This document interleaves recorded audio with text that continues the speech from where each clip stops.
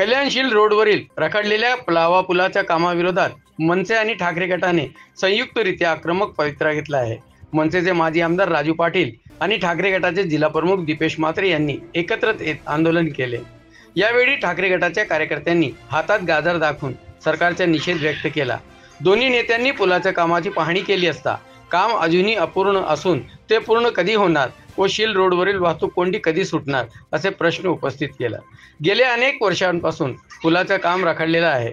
संत गतीने सुरू असलेल्या पुलाच्या कामामुळे कल्याण डोंबिवलीकरांना प्रचंड वाहतूक कोंडीचा सामना करावा लागत आहे। त्याचबरोबर या आंदोलनामुळे आगामी महापालिका निवडणुकांच्या पार्श्वभूमीवर मनसे आणि ठाकरे गट एकत्र येणार का अशी चर्चा राजकीय वर्तुळात रंगू लागली आहे। महापालिका निवडणुकीपूर्वी ठाकरे गट व मनसे युतीची नांदी तर नाही ना असा प्रश्न राजकीय वर्तुळात उपस्थित होत आहे। महिनाभर काय होत नाही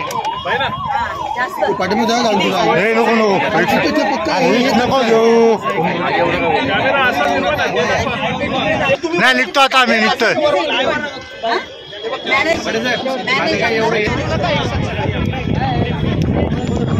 मागे येऊ नका कोणी ते बघा इथे बघा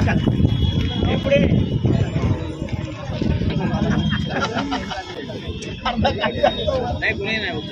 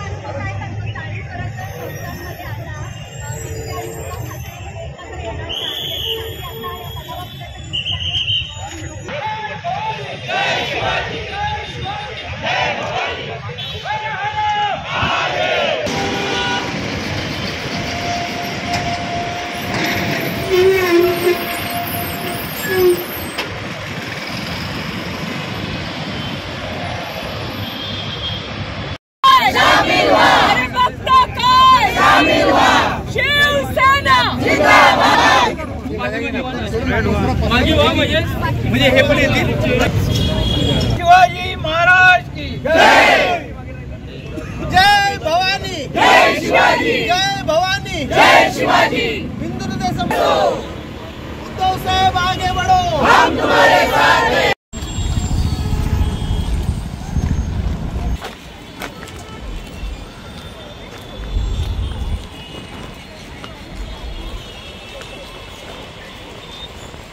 पक्ष एकत्र आंदोलन करताय काय कालच दीपेशजीचा फोन आला की आम्ही पलावा पुलाची जी उद्घाटनाची जी तारीख दिली होती 31 मे तर ती काय पलावा पूल चालू तर होत नाही, आम्ही पाहणी करायला येतो, तुम्ही याल का?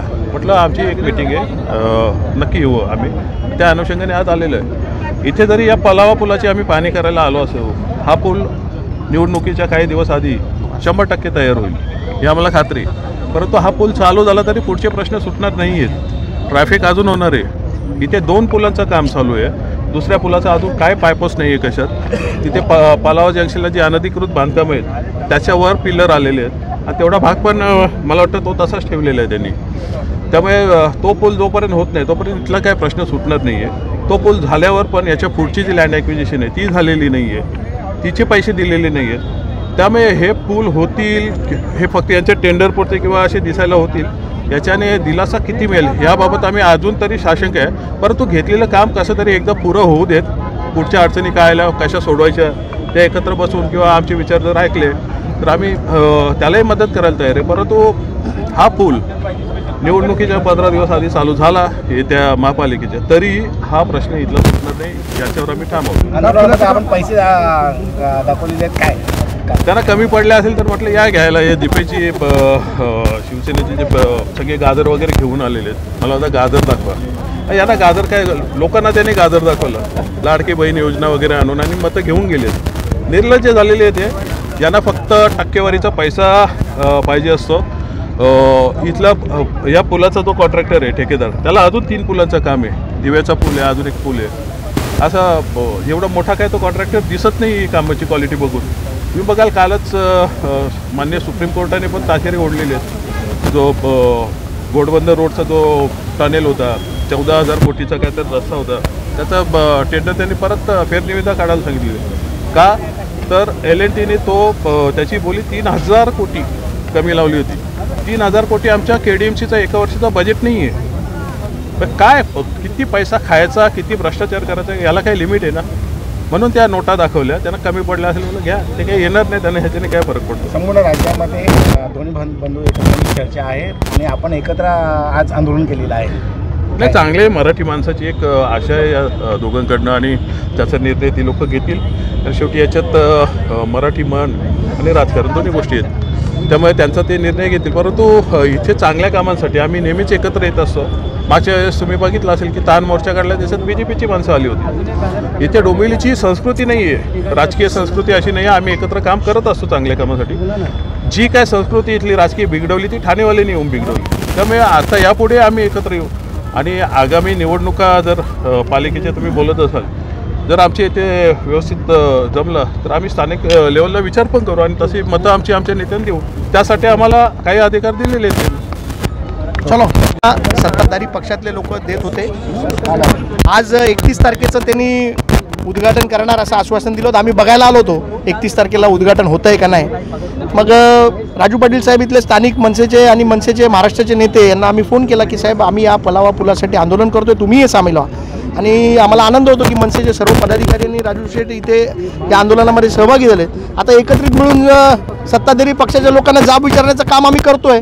आपण बघत असाल त्या पलावा पुलाचं अर्धवट काम असताना सारखं वारंवार तारखांवर तारखा देऊन जनतेची फसवणूक करून त्यांची फक्त मतं लाटण्याचं काम सत्ताधारी पक्षाचे लोक करतात. त्याचा निषेध करण्यासाठी आज आम्ही इथे उपस्थित झालेलो आहे आणि आम्ही सगळे एकत्रित इथे आंदोलन करतो. राज्यात मनसे ठाकरे एकत्र जरी नाही आले तरी इथे एकत्र दिसत आहेत. महापालिकेमध्ये असं चित्र दिसेल का?